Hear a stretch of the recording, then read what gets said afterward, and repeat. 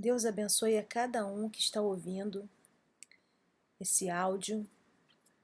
E antes de falar sobre o tema desta gravação, que é Não Pare de Orar, quero fazer uma oração pedindo ao Senhor que abra nossos olhos, abra nossos ouvidos, que nós possamos ouvir com ouvidos de ovelha, porque nós somos as ovelhas dele, que nós possamos ver com os olhos de Deus. Senhor, em nome de Jesus eu te peço, Senhor, que cada um que esteja ouvindo agora esse áudio seja tocado pelo seu poder, Senhor. Eu sei que o Senhor está no controle de todas as coisas e supre cada uma das nossas necessidades em Cristo. Meu Deus, alcance os corações de todo mundo que estiver ouvindo esse áudio, Pai, do pequeno ao grande, Senhor. Multiplica as forças daquele que não tem nenhum vigor. Senhor, seja o socorro bem presente na hora da tribulação. Que todas as pessoas que estejam ouvindo, Senhor, esse áudio sejam abençoadas, sejam tocadas pelo Teu poder. E que a vida de cada uma dessas pessoas, Senhor, redunde em frutos para a honra e glória do Teu nome, em nome de Jesus. Amém. Meus irmãos, quero compartilhar com vocês hoje a palavra que o Senhor me motivou a compartilhar, que é Lucas, capítulo 18. No livro de Lucas, capítulo 18, tem uma história de um juiz que estava sendo importunado por uma viúva que insistia muito em que ele julgasse a causa dela. E ele era um juiz iníquo, era um juiz que não cria em Deus. E de tanto que aquela mulher insistiu, ele acabou julgando a causa daquela mulher. Então Jesus faz a seguinte pergunta: quando um juiz que é iníquo, que nem acredita em Deus, acabou fazendo justiça àquela mulher, imagina o Senhor, o juiz, o grande juiz. Então aqui eu vou ler para vocês. E contou-lhes também uma parábola sobre o dever de orar sempre e nunca desfalecer, dizendo: havia numa cidade um certo juiz que nem a Deus temia, nem respeitava o homem. Havia também naquela mesma cidade uma certa viúva que ia ter com ele, dizendo: faze-me justiça contra o meu adversário. Por algum tempo não quis atendê-la, mas depois disse consigo: ainda que não temo a Deus nem respeito os homens, todavia, como esta viúva me molesta, hei de fazer-lhe justiça, para que enfim não volte e me importune muito. Então disse o Senhor Jesus: ouvi o que diz o injusto juiz. E Deus não fará justiça aos escolhidos, que clamam a ele dia e noite, ainda que tardio para com eles? Digo-vos que depressa lhes fará justiça. Quando, porém, vier o Filho do Homem, porventura achará fé na terra? Essa palavra mostra alguns pontos muito importantes da nossa caminhada com Jesus, da nossa vida de fé. Primeira coisa que a gente tem que destacar é que Jesus falou do dever.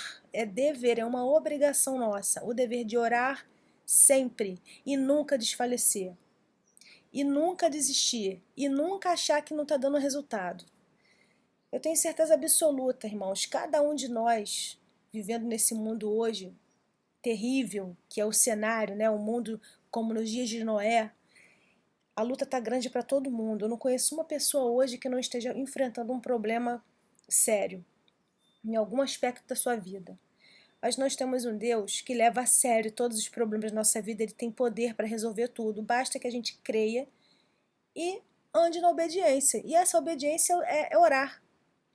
Quando você ora, você vai alimentando o seu relacionamento com Deus. Orar é conversar com Deus,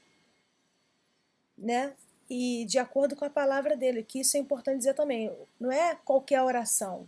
Deus vai ouvir qualquer oração, oração simples, oração sem muitas palavras bonitas. Claro que ele vai ouvir. Claro, Deus não precisa de palavras bonitas para impressionar, porque antes mesmo que você fale, ele já sabe o que você vai falar. Mas justamente a oração é porque é para a gente ter relacionamento com Deus, a gente falar com Deus. E a oração ela precisa estar em linha com a palavra de Deus. O que significa isso? Se você chega para Deus, está com um problema, uma enfermidade, e você fala assim para Deus: Deus, eu não sei se você quer me curar, mas se o Senhor quiser me curar, como Deus não quer te curar? Ele foi para a cruz para quê? Isaías 53, escrito 700 anos antes de Jesus vir. Pelas pisaduras de Cristo fomos sarados. Ele foi traspassado pelas nossas iniquidades. O castigo que nos traz a paz estava sobre ele. Irmãos, um ponto a se esclarecer, que é importante. ninguém está dizendo, o Senhor Jesus não está dizendo que você vai orar e aquilo que você está esperando imediatamente vai acontecer. Isso pode acontecer? Pode. Mas às vezes nós estamos passando por lutas que o próprio Senhor está permitindo. Deus está no controle, tem coisa que a gente não vai entender. Você pode estar passando por alguma situação agora que você fala assim, o que eu fiz para estar passando por isso? Mas a Bíblia nunca nos ensina a gente questionar sobre o que estamos passando. Porque se você fizer esse questionamento, você vai pender para a justiça própria. Porque você vai falar assim, poxa, eu sou tão bom, eu trabalho na obra de Deus, eu ajudo as pessoas, por que isso está acontecendo comigo? Eu não mereço isso. Se eu não estivesse fazendo nada disso, eu até mereceria. Não. Deus te abençoa pela graça, não é pelo seu desempenho, tá? E tudo que você fizer para Deus não vai fazer Ele te amar mais. Tudo que você deixar de fazer para Deus não vai fazer Ele te amar menos. Porque o amor de Deus é incondicional, não depende de quem quer ou de quem corre, mas sim de Deus usar a misericórdia, Romanos 9. Então, irmãos, uma coisa importante, orar sempre e nunca desfalecer. Quero compartilhar um testemunho de uma pessoa que eu ouvi e que eu creio que vai também ser uma bênção, um bálsamo para o coração de vocês, porque tem sido para o meu. Para a luta que eu estou enfrentando, eu tenho lembrado desse testemunho e eu falei assim, não, o mesmo Deus que operou naquela situação é o mesmo Deus que vai operar na minha situação. Então, o testemunho é o seguinte, uma irmã que ela foi atropelada e por um amigo, inclusive, e ela chegou no hospital e o médico falou para ela que ela teria que ter a perna amputada. E aí o que aconteceu? Ela falou, não, Deus não vai permitir isso, eu creio que Jesus vai me salvar disso e tal. E o médico, que não era cristão, não era, enfim, não acreditava em Deus, ele começou a debochar da moça, dizendo que, então pede pro seu Deus fazer um milagre aí, porque se ele não fizer um milagre, eu que vou ter que fazer cortando a sua perna, porque se não fizer isso, essa infecção vai poder atingir outros membros do seu corpo e você pode até morrer. E aí ela discutindo lá, na maneira boa de falar, né, de conversando, né, de brigar não. Discutindo lá com o médico falou assim para ela, então é o seguinte, eu vou dar um prazo pro seu Deus, se em 8 dias e ele não fizer o milagre que você está esperando, eu vou ter que cortar a sua perna. E aí o que aconteceu? Ela todos os dias orava, ela com as irmãs, e olhava aquela perna lá podre, mal cheirosa, mas crendo que Deus ia operar, que Deus tinha falado no coração dela que Deus ia fazer esse milagre na vida dela. Só que aí é o que acontece com todo mundo. Você tem a promessa, né? Deus te prometeu aquilo. Você tem a promessa, você tem Deus e você tem um problema. O problema, ele é visível. A fé não é visível. Deus você não pode ver. Então, o nosso problema é enxergar as coisas de maneira natural. Então, nós temos que pedir a Deus, e a oração serve para isso, para que Ele abra os nossos olhos espirituais, que a gente possa enxergar na perspectiva dEle. Porque imagina essa irmã com a perna apodrecendo, o médico dando prazo para o Deus dela fazer o milagre, senão ele ia amputar a perna dela. E cada dia que o médico ia lá, eram 8 dias, né? Então ele foi no primeiro, no segundo, no terceiro e tal. E todo dia que ele ia, ele abria lá a atadura, abria o curativo e a perna estava pior. Então ela orava, cada dia que ela orava, e o prazo ia passando e a perna ia piorando. Se ela não tivesse persistido, ela não teria visto o milagre dela. E quando chegou no 8º dia, o médico chegou, abriu lá a atadura e falou assim, bom, eu vim aqui ontem e eu vi que estava num estado impossível de recuperar a sua perna. Então vamos ver agora. Você está preparada para o que você vai ver? E aí ela perguntou assim para o médico, e você, doutor, está preparado para o que você vai ver? E quando o médico abriu a atadura, ele foi abrindo e foi vendo que a perna da mulher estava totalmente curada, seca. E ele começou a chorar. Moral da história, ela demorou um pouco a se recuperar, fisioterapia e tal, mas totalmente curada. O milagre aconteceu. O que a gente pode tirar desse testemunho de lição para a gente? Todas as coisas cooperam para o bem. Você está passando uma tribulação, acho que é o momento que você mais se achega a Deus é esse.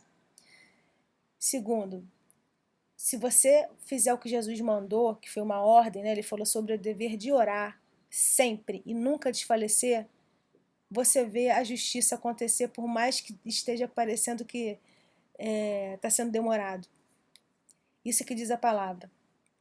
Em terceiro lugar, você viu que através desse problema e depois do milagre, Deus converteu o coração de um incrédulo? Isso não tem preço para Deus. É uma alma que se converteu ao Senhor. Deus tinha isso nos planos dele. É que a gente não entende as coisas de Deus, a gente vê com os olhos naturais. Então a gente tem que, sabe, renovar nossa mente na palavra de Deus, pedir a Deus para a gente enxergar com os olhos dele. E quando a gente faz isso, irmãos, nosso coração fica muito mais tranquilo, porque você pode estar passando pelo problema que for. Aí vem a paz que excede todo entendimento. É a paz que ninguém consegue explicar. Como é que você consegue ter paz passando por um problema desse? Obviamente que nós somos de carne, né? Nós somos espírito, mas estamos num corpo, né? E esse corpo, né, que tem uma alma, tende a ansiedade, tende a preocupação, porque só enxerga o que está vendo naturalmente. Então, por isso que nós devemos renovar nosso homem interior, né? Nosso espírito, todos os dias. A gente tem que colocar nossos pensamentos, né, que é a nossa alma, no lugar do espírito, andando com o nosso espírito, com o espírito de Deus, para que a gente realmente enxergue da maneira correta. Quando a gente enxerga da maneira correta, a gente vê o milagre acontecer.